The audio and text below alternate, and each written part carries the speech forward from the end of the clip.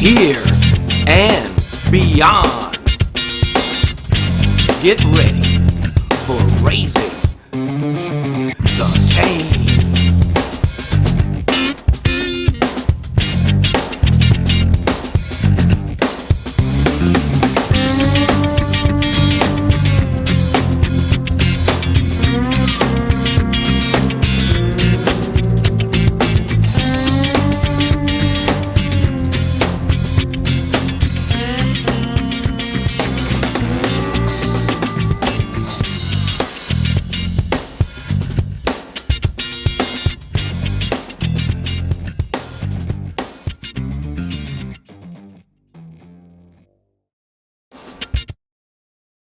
Be warned. Spoiler alert. Spoiler alert. Be warned. Spoiler alert. Hello there. This is Raising the Cane. Yay! Yeah. Welcome. Welcome to another exciting episode. Today, unfortunately, we don't have Mo Reese.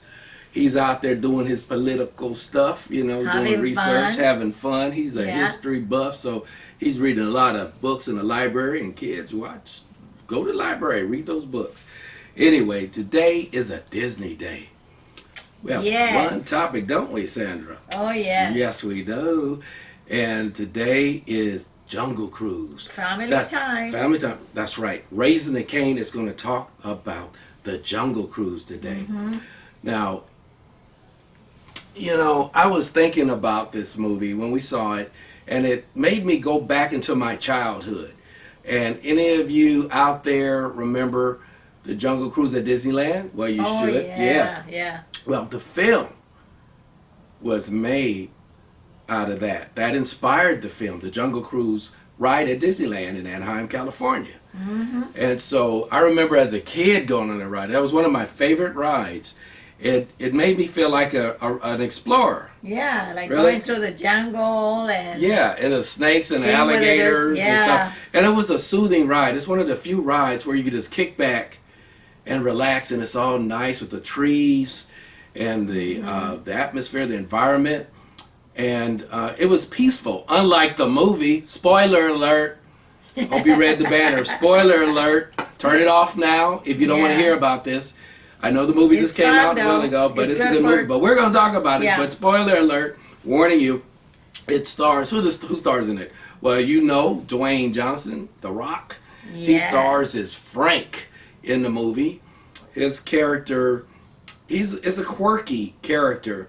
Let me tell you, his character is, I would say, he's sort of like a scam artist initially. He sells tickets on his boat, his river boat, and he kind of fakes things to make it more dangerous than it is, so people will be excited. He can get money. So one can argue if he's just a capitalist, big C, or a con artist, small c. It seems like he's a balance of both in a way. Or just making a living. Or he's just making a living at the time. Yeah. And so, but anyway, he is who he is. He's a loner. And he meets Emily Blunt's character, Lily Houghton, and her brother McGregor Houghton, who obviously come from deep pockets. I'm talking dinero, money, mucho dinero. And so she plays a scientist, and he just plays her brother that is, he has his own quirkiness and idiosyncrasies. Yeah, but funny. There's clearly a bumping of the heads between Emily Blunt's character, Lily, and Mr. Johnson, is Frank's character. So they have this conflict throughout the film, which plays off as a strong, we can call it a B story, almost like a romantic thing going on, a tension throughout the movie. Would you say so? Toward the end, yeah. Toward the end, yeah. And you can kind of tell that that's what's going to happen. Yeah, so anyway, the film is based on the Disneyland theme park ride. And what's the point? The plot is very focused. The plot is they need to get to the Tree of Life. Now, Lily does her best to convince Frank that the Tree of Life exists where And she has her and her brother have noble intentions to save humanity. To save people. So they'll never get sick, right? They'll never get sick, never die. So if someone approaches you, say, hey, there's a tree of life, and heal people. Right. And so very noble. And so Frank isn't having it whatsoever. He's like, I don't think so. That's foolish. There's no tree of life. So he's the reluctant hero. Almost like an anti-hero at first. Then as the movie goes on, obviously the mission is to, because they are well heeled, he gets his money. He demands money. He's a profiteer, capitalist. So you be the judge if it's positive or negative. Any rate, we'd be remiss if we didn't talk about the baddies. And there's 3 levels of baddies in this film. There's Nilo, played by Paul Giamatti, who is the baron, the riverboat baron. He has all these boats that he rents out to passengers. And so apparently Frank is indebted to him, owes him a lot of money, where there's another level of conflict there. Now, one could argue, is Nilo evil? Is he bad? I mean, he's a capitalist. Look. To me, that's what he is. He lends money. He has a business to operate, and Frank owes him money. So we get that. And Frank is a shyster. Frank is ditching and dodging and trying not to pay him. So we kind of understand that would frustrate you too. Have you ever lent money out and somebody didn't pay you back? So, but I think he wanted to dominate too. He wanted Frank out of business. So he is a low level baddie, definitely. Low level. But what about the big baddie in the room? Jesse Plemons plays Prince Joaquin. Oh yeah. And this guy is absolute evil. We're talking this is Nazi stuff going on. Yeah. Okay, spoiler alert, this is Nazi stuff. Okay, this guy is just evil. I won't tell you the body count because of this guy, but you don't want to get in this guy's way. He's uber wealthy with authority, power, backed by some military government. And so, people are dropping like flies around this guy. And even the people that work for him, if you don't say what he wants to hear, you're going to have a problem. Oh, yeah, he's violent. So he's very violent. You remember another film, DC, with the Joker, man. You don't want to work for him and mess up. And even if you do what he says, he's going to cut you. So these are real bad people. So it drives the story that guess what? Prince Joaquin wants. He wants the Tree of Life too. And see, he did his own homework like Lily did, and he just knows it exists. He's driven, absolutely driven to get there before anyone else. And then the dynamics change where he knows he's not going to get there first. So, so he's getting there as soon as he can. And so now there's some mystical stuff going on. Very mystical stuff. Now let's talk about Edgar Ramirez, Venezuelan. He plays his character Aguirre very well. And so he initially seems like a good guy. He gets ill, and the natives. But his motive was the daughter. Back in the time, the daughter got ill, and he wanted to heal her. And apparently they have tried everything, all the doctors, and the daughter was ill. So he found out about this plant that will heal, and he decides to go on a journey to find that flower of life. And that's how it starts. So it was noble. He started with a noble idea, with the love, his love, the daughter.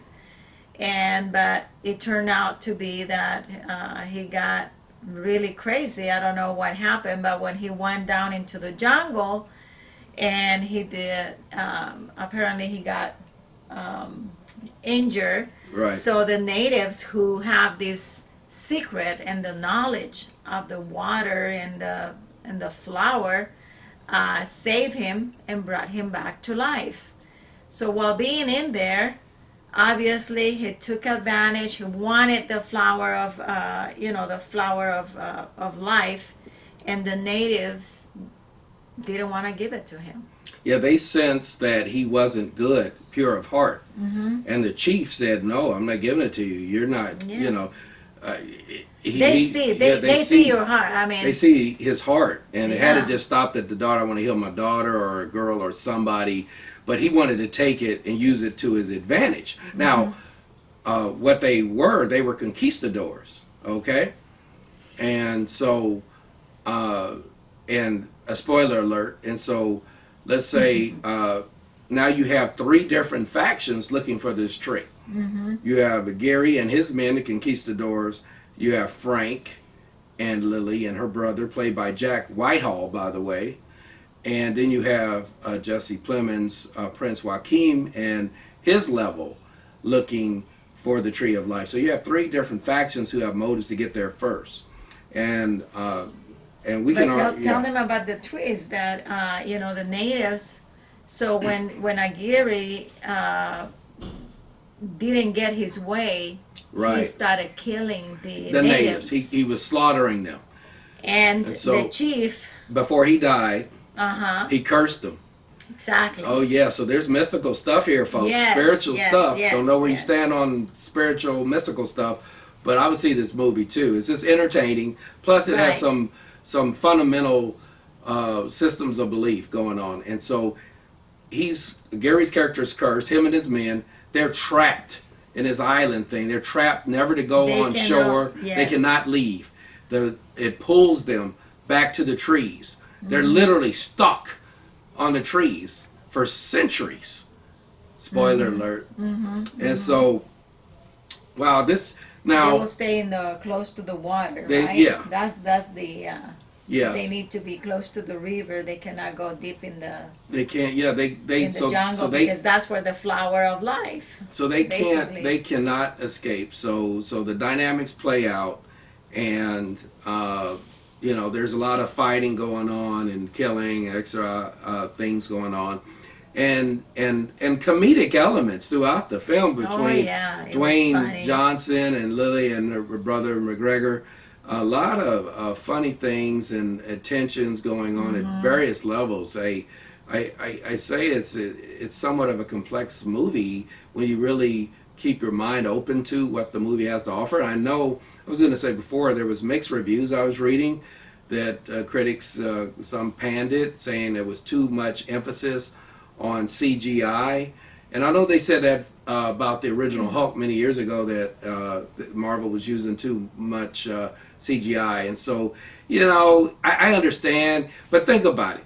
It's it's an action adventure movie. Remember Indiana Jones? Do you think that, it's a made up believe movie, just like the Star Trek series. So you folks that have a problem with CGI, I don't get it why you go to these movies, because they cannot replicate all these things. For example, if you want to replicate a dinosaur, you have to make it up in graphics. Do you believe there's a dinosaur walking around where you could tame and act in a movie? So just like a dog or a puppy. So I don't get you folks that have a problem with the use of technology. And Avatar is going to be coming up, so you really going to have a problem with that. There are no Navi Disney. people. There's no Disney. Make believe. Yeah, that's coming. Make believe too. Navi people. These people that are 12, 15 feet tall that are blue with pointy ears. I mean, please don't see that if you have a problem with too much CGI. Just don't see it. You already know it's going to be CGI. Right. Save your money, folks. If you don't want to see, you wouldn't see the Avengers either. Then, do you think there's someone flying around like Iron Man? So, Thor. Right, you get it. So, being tough on some of y'all, because the critics, when I hear this stuff, everyone has a right to opinion. That's why we exist, raising the cane opinion with attitude. So, like us or don't, nobody, no code, no in the middle. Like, don't. But but I do want to say some of the history of this film. It was originally going to be made in around 2004. And so I think Tim Allen and Tom Hanks either or. I don't know the background behind that, but they had some interest, allegedly. And so then it dropped off the planet, this movie. Still a ride at Disneyland, very popular, and with families and the kiddies. And then in 2015, they contract out Dwayne Johnson, and then selected the crew through 2018 and filmed it that year. And then because of the pandemic, it was put on the shelf even longer. Delay. It was delayed. So, so this movie was long time coming, and it had some flaws. I mean, it wasn't a perfect movie, and I'm already predisposed to Disney. I'm a Disney guy, and so I love Disney. Oh, me too. I don't necessarily like the Disney ticket price, but all the time. But they need to make money too. I'm promoting you, Disney. You need to make money too. So overall, it's fine. You have to do what you have to do, and love the Marvel universe too. And so, I do want to say that it reminded me, growing up, we learned about Juan Ponce de Leon. He was a Spaniard, represented the crown, and the mythical search for, someone call it mythical, it may be real, is debatable, where he was the first European explorer to Florida in search of the Fountain of Youth. So the film draws some similarities with the search for the Fountain of Youth, and that's interesting. And the mythology says that if you bathe or drink from the Fountain of Youth, that your youth will be restored and you'll be immortal at that point. Man. So not only will you be healed or whatever, you'll be restored to your youth and live forever. Who wants to live forever? Only if you have money, folks. We're going to talk about budgeting and having money. You have to have money. If you're going to live 400 or 500 years, you better have some money. Okay, can you imagine 400 or 500 years and you're broke? Okay, that'd be hell. Okay, prison sentence, worse than a prison sentence. These prisoners die. You won't die. You'll be prosperous or broke. So that's another series. Just giving you a heads up. It's coming. Budgeting, saving your money, investing. We're going to be talking about that in Raising the Cane. Yeah. Okay, and so. Anything else? I think for me, it was really, it's a good family film to take your grandmothers, your grandparents, your kids.